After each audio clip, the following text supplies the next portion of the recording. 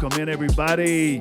Coach Matthew Mitchell Show. I'm your host, Coach Matthew Mitchell. I'm back again, and I am very excited about today's episode. We have reached the end of January in 2025. This is the final episode of January, and we started the month out talking about building habits.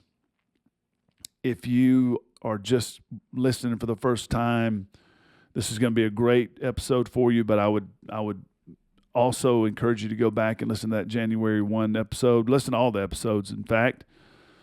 We'd love for you to listen to the episodes. It's great content, and I think it can help you move forward.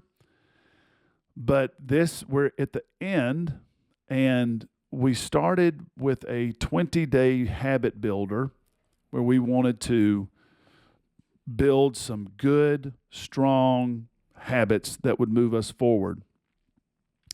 And so I really enjoyed participating in the habit builder. It helped me tremendously get focused and get off to a great start. And we've had a great month here at the Winning Tools, and just a really fast start to the year, and just think 2025 is going to be an outstanding year for us.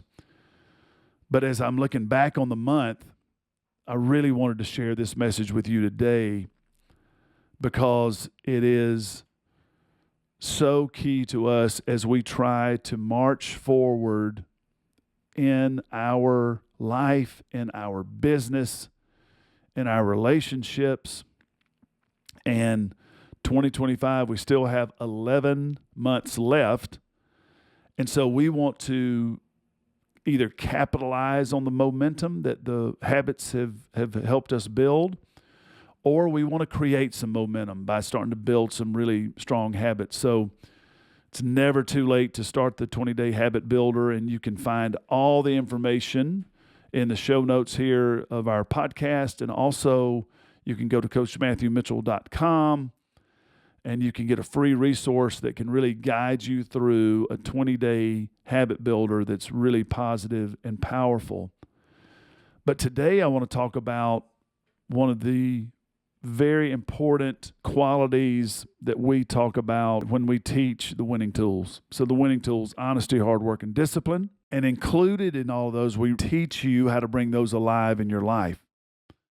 And one of the key qualities that we teach, one of the pillar points of the Winning Tools that we teach, is resilience. And so today, what I want to talk to you about is how we build a resilient life. A resilient life can be so powerful for us and help us move forward and keep momentum going in a way that few other qualities can. So let's start with where I've really learned about the importance of resilience. I had the Winning Tools, and so our guiding principles: honesty, hard work, and discipline. And I was going deeper into how to bring those alive in the basketball program, and I had a great mentor and friend, Jason Cummins. He is a incredible leadership expert and leadership consultant. And at the time, he was retired from the U.S. Army, a helicopter pilot, and he was running the ROTC at the University of Kentucky, but also was doing some leadership development with the athletic department. And I was one of the fortunate people in the athletic department that was able to work with Jason, and he taught me so much over time. But as we were digging into the Winning Tools and trying to bring it more alive in our program, we were having great success, but we just had a hunger for reaching our potential, just striving to be our very best. We discussed many topics, but the one that came up was resilience.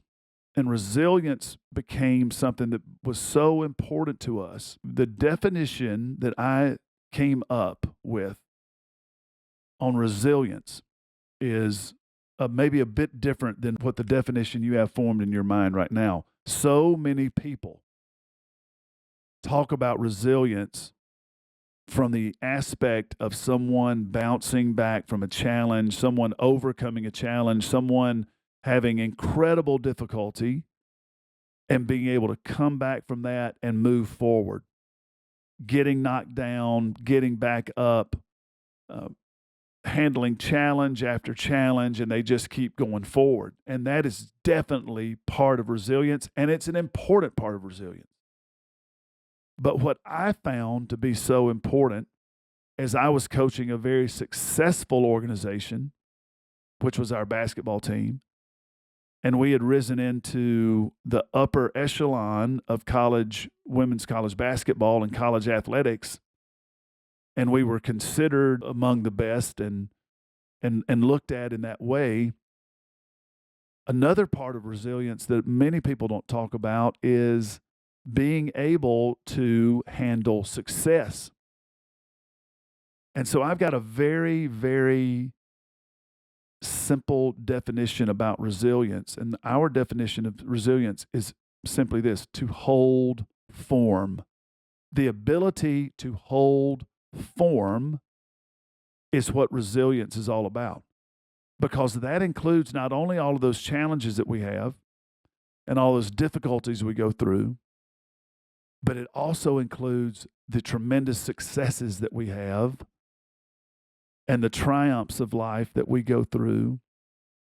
And I know when you're listening to this podcast, you must have some desire to achieve in your life.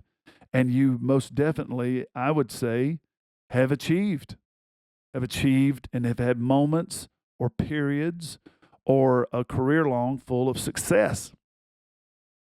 And so during that time, it's very important that we hold form and get back to doing what we did that made us successful in the first place. How many of you have seen this? I can promise you I have.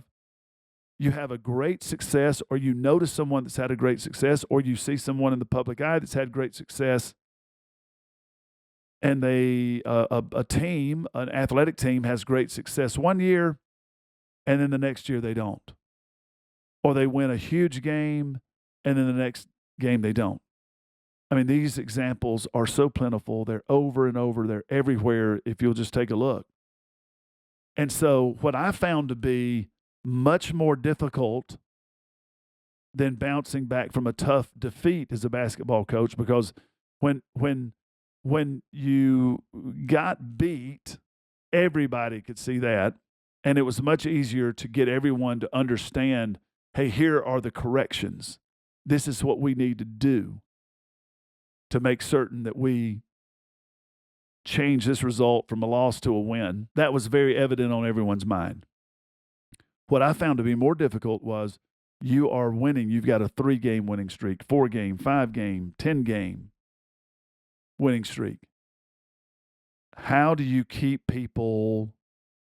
their attention? How do they hold form and make certain that they keep doing what they need to do to be successful? So resilience goes on both sides. It's important in both areas. So what I want to share with you today is 3 steps to building a resilient life. 3 steps. The 3 steps are this: you recognize what you can control in life. That's number 1. Number 2, you accept the volatility of life. And number 3, you commit to living a prepared life.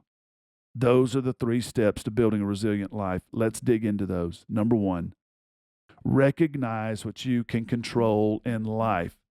And this is a short list, everybody. This is a very, very short list.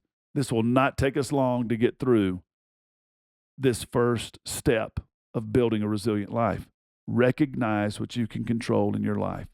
It's 3 things. It's your attitude. And I used to say there were only 2 things. It was attitude and effort. But thanks to my wonderful wife, the incredible Jenna Mitchell, and she is She is on Instagram at Jenna R. Mitchell, I think is what she is. I think that's her handle. But just look up Jenna Ramsey Mitchell and check her out. But she brought this third thing in about energy. We control our energy. She took a courageous step and went to a wellness retreat to work on herself and to get better. And you can find out. She posted about it on her Instagram, but you can find out more details there. But I will just tell you, she came back. One of the takeaways was this notion of controlling our energy. So let's get through attitude, energy, and effort. So our attitude, we're in control of our attitude, and that starts in our mind. And those are decisions that we make. In order to build a resilient life, we have to understand that we control our attitude and no one else does. If we're depending on circumstances or another person to help my attitude, that is totally within our control. I used to tell our players all the time, if it were up to me, if I was in charge of everyone's attitude, we'd all have a great attitude. If that was a decision I could make, if I could wave the magic wand in the room and just throw a little pixie dust on everybody, everybody'd have a good attitude. Everybody'd, in fact, have a great attitude. But unfortunately for me as a basketball coach, I didn't have that control. But fortunately for me as a person, and fortunately for you, you are in control of your attitude. You get to make the decision every single day. Are you going to set your mind in a positive framework or negative? Or let me tell you this, there's no neutral. If you go neutral, you're going to go negative. It's up to you. Positive attitude. It's one of the few things you have control over in your life. So let's talk about this notion of energy. I loved getting introduced to this concept from Jenna. When she came back, Sailor Presley and I were asking her about her takeaways, and she said one of the big ones is that I am in charge of the energy that I bring to the room, the energy that I bring to the table, the energy that I bring to a task that the team has to put together. And so when you think about this, if you think about this as an individual and you're interacting with family members, or you're interacting with your team at work, or you're interacting with some committee and some board that you're on, or something that you're trying to get done, you are in control and you are in charge of the energy you bring. So that's the emotion. What kind of energy are you bringing? And that's so much to do. So our attitudes in our mind, we set our mind, then our energy is all about our emotions and how are we in charge of that, and how do we manage that, and how do we deploy our energy and connect that with other people, and then how do I understand that I'm not in charge of anybody else's energy, and if somebody else is not doing what they need to do, or they're bringing poor energy, I don't need to get on their level. I don't need to feed into that. I need to be in charge and be in control of my energy. And so that is such a great, great concept to embrace and to pay some attention to. And then the third thing that we're in charge of and that we can actually control in our life is our effort. And our effort is all about either mental or physical exertion we give to get the job done. And so some of us have very physical jobs, some of us have very mentally taxing jobs, but we are in control of our level of exertion and our level of effort. All right? So the three things that we can control in life is the first step to building a resilient life: our attitude, our energy, and our effort. The number two, second step, accept the volatility of life. accept the volatility of life. Life is volatile. What does that mean? There are a lot of ups and there's a lot of downs, and they are happening all of the time. Think about your day to day. You may have had an absolute rock star, awesome day professionally, and you're leaving the office or you're leaving the session or you're leaving your work or whatever you did, and then you could not feel better about how the day went and what you accomplished and how people received you and what happened.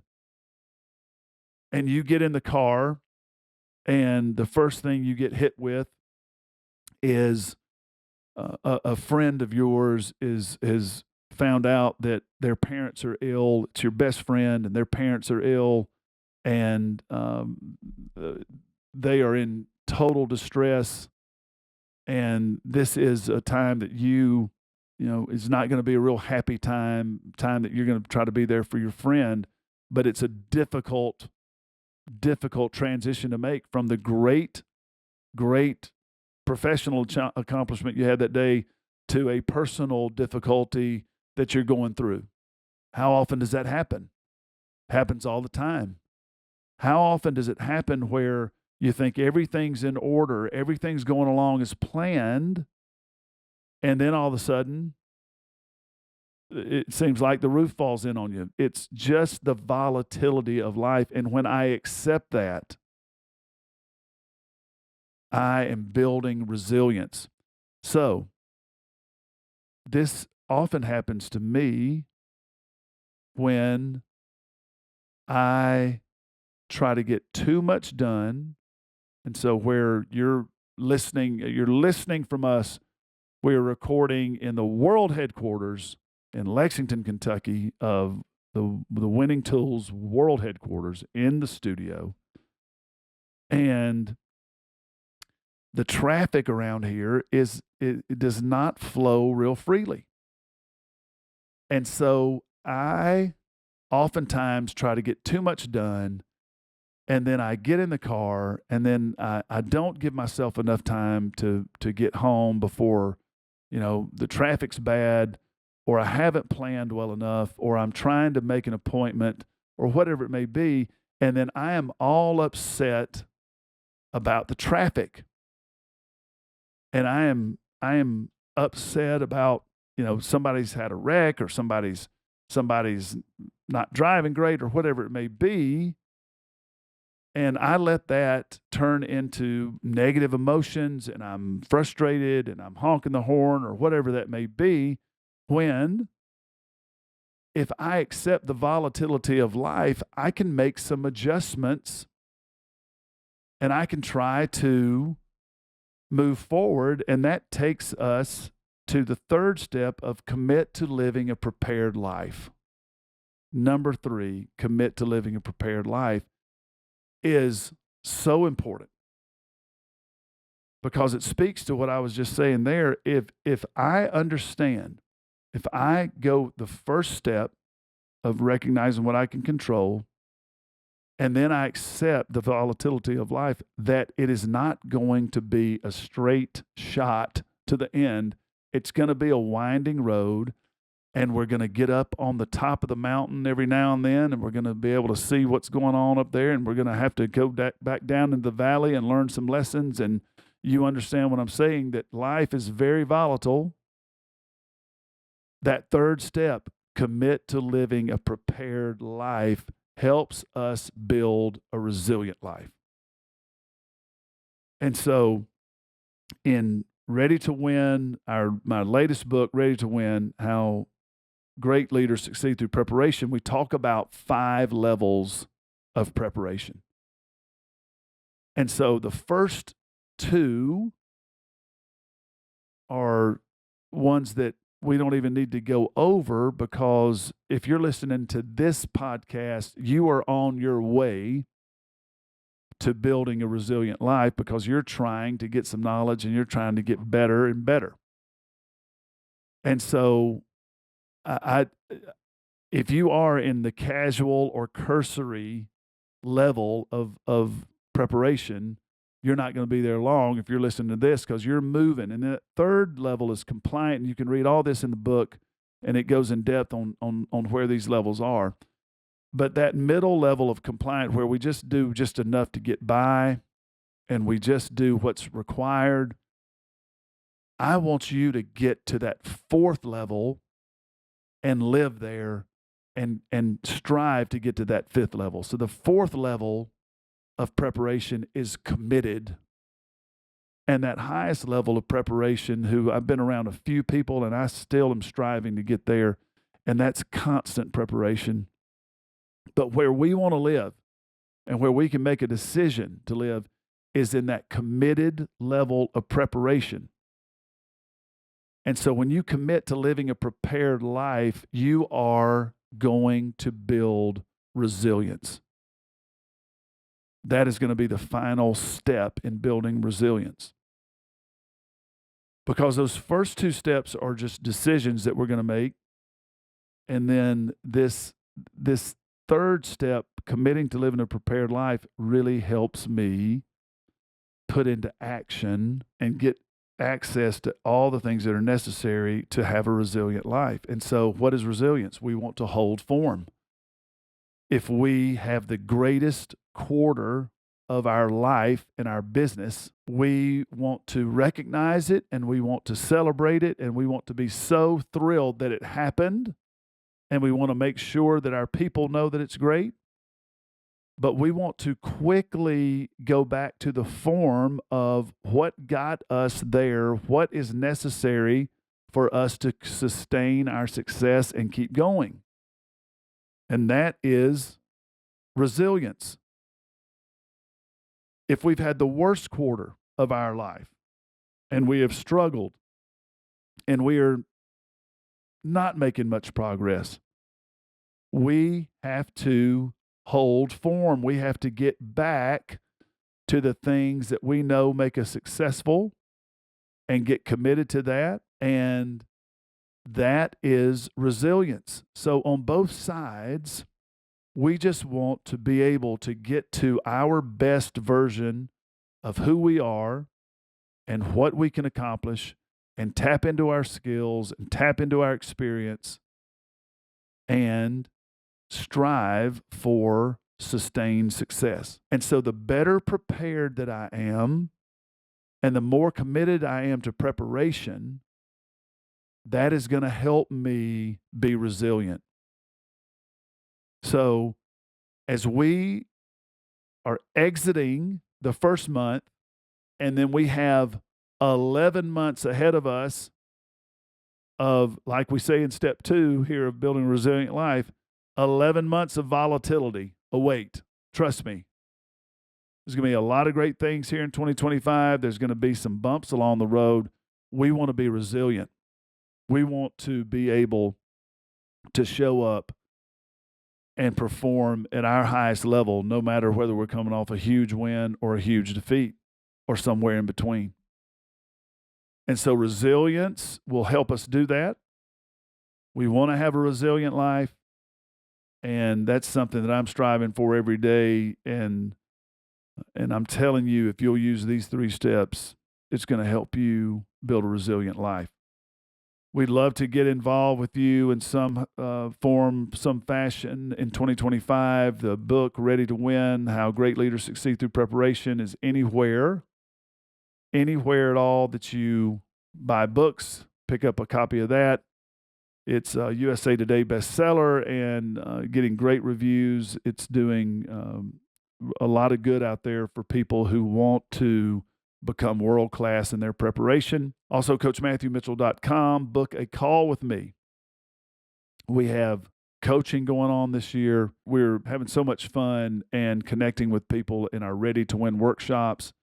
It's helping people and their organizations and their teams get prepared and learn how preparation can powerfully position them to win. But we have many workshop offerings surrounding the Winning Tools content. We'd love to deliver that for you. And also, if you're looking for a keynote speaker at your event, you can book a call, CoachMatthewMitchell.com. Go there. Also, If you are enjoying the podcast, please let us know that you're on the podcast. You can listen to it anywhere, but if you're on Apple, please leave us a review. We would appreciate that. But tell your friends, tell them to subscribe. If you haven't subscribed, you subscribe to the Coach Matthew Mitchell Show. We have a lot of fun coming up. We've got some guests coming up that I'm so excited to inform you about. And so we're having a great, great start to 2025. We're going to keep rolling along. Keep joining us every Wednesday or whenever you listen to the podcast, and we will keep getting you ready to win. And I'm so glad you joined this week. Have a great week, everybody, and we'll see you next time on the Coach Matthew Mitchell Show.